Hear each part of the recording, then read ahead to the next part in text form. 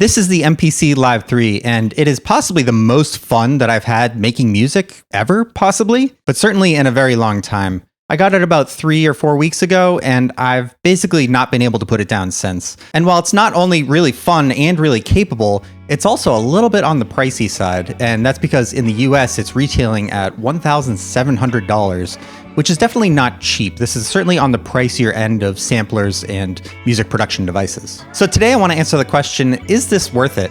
And I think there are two types of people who this is definitely worth it for, and one other specific group of people who I would say is probably not worth it, but I've got a really good alternative recommendation for those folks, which I'll cover in a little bit. So the two types of people who I think this is definitely worth it for are anybody looking for an all-in-one music making device that can essentially make any genre of music in any style all in one device without having to use a laptop or other devices at all. And the second group of people I would definitely recommend this for are anybody who thinks this looks like a lot of fun and doesn't really mind the price tag, because it's absolutely a ton of fun. There have been so many times over the past month where I've just picked this up and pulled up an empty project, started loading in some samples and pulling up some instruments, and a couple hours go by and I don't even notice that any time has passed at all because I've just been having a great time messing around on this. With that said, I want to talk a little bit about the features as well as the pros and cons of this device and just what this thing is, because at first it obviously appears to be a sampler, and it is a great sampler.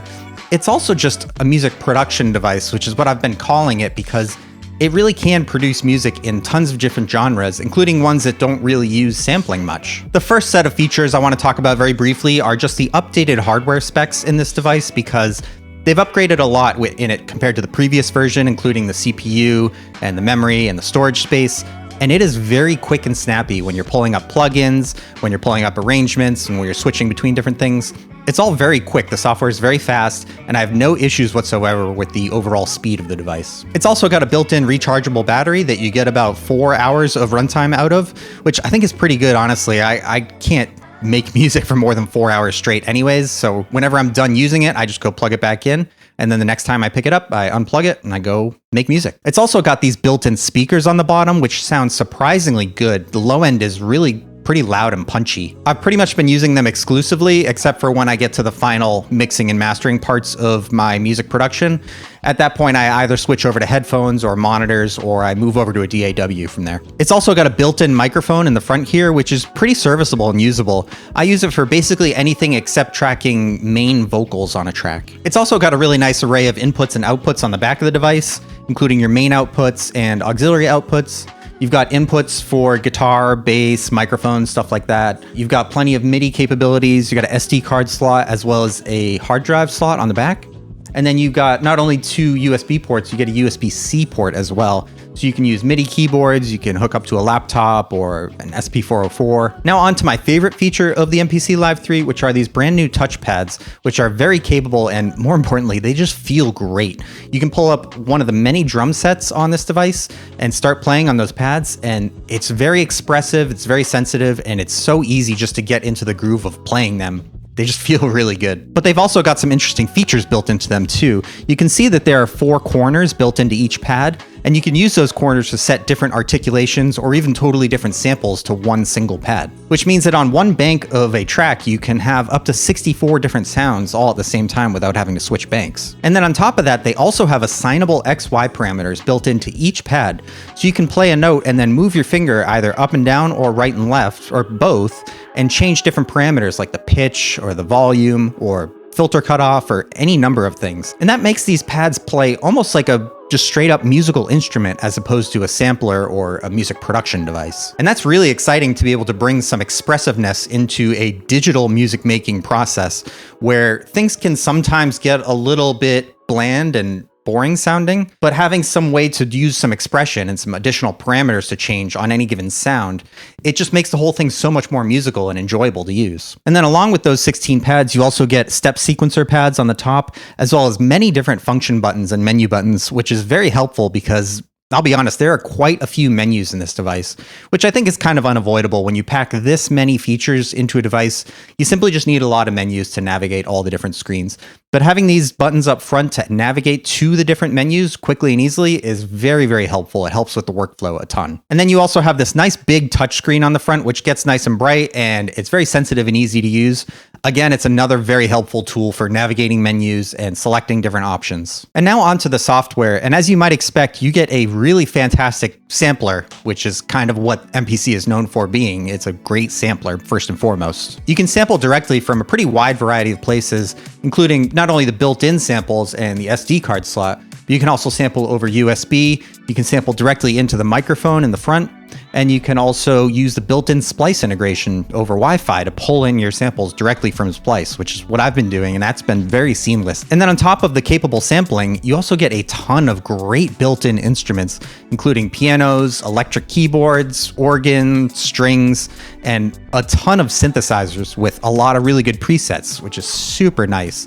And those synthesizers, as well as the other instruments, are very customizable too. You pull up the plugins, there's tons of different parameters and effects to tweak on each plugin, and you can create such a crazy variety of sounds between these built-in instruments. Once you mix those with sampling, you really, like I said, you can really create almost any genre of music. You really have no limitations as far as sounds go on this device. And then once you get all those sounds together and you want to start sequencing, there are a number of different ways to sequence and put together a track or a beat. And the newest sequencing feature that they've added is the clip matrix, which if you've used Ableton before, this will look very familiar. But basically what's happening here is you can put together small snippets of individual tracks, line those up and put them together, and then play those different snippets in different orders to create a whole track. And then from there, you can even write those clips to the arrangement view and have your entire arrangement laid out from start to finish right in one screen. And then at that point, you can adjust your individual instruments and add and remove things pretty easily. This whole MIDI roll is quite easy to use overall once you get used to it. There's a little bit of a learning curve, but I think with any device like this, like I said, there's going to be a little bit of a learning curve. So being able to get through that learning curve is not too big of a deal overall if you can put in just a little bit of time investment. And then you also get this really great mixer as well, which I think people don't talk enough about how good this is, because this is extremely capable as far as a sampler or music production device goes. You get all your tracks listed out and you can put in different inserts for effects on those different tracks. But you also get extensive routing options where you can do submixes and you can have sends for your delays and your reverbs. And the routing is quite good. While it might seem a little bit technical at first, it allows you to do so many different things pretty quickly and easily that often you kind of need to be able to do all the different genres of music production. And speaking of the effects that you can put into the inserts of tracks, this thing has a ton of effects, which range from the more useful stuff like different EQs and compressors and limiter, to the much more fun and expressive stuff like the touch effects, which uses this touch strip on the side over here, as well as an XY effect, which uses the entire screen to do different beat repeats and tape stops and really fun, interesting stuff. You also get lots of modulation-based effects like choruses and flangers, as well as reverbs and delays, and even some interesting, more flavored type of effects, which is what I would call them, which would be effects that kind of put a vibe on the entire track or part of your track, like a vinyl type of sound or a cassette sound, which I find really useful when making digital music because it can sound really sterile and lifeless sometimes. And being able to add something that resembles some type of analog music can kind of bring your track to life a little bit.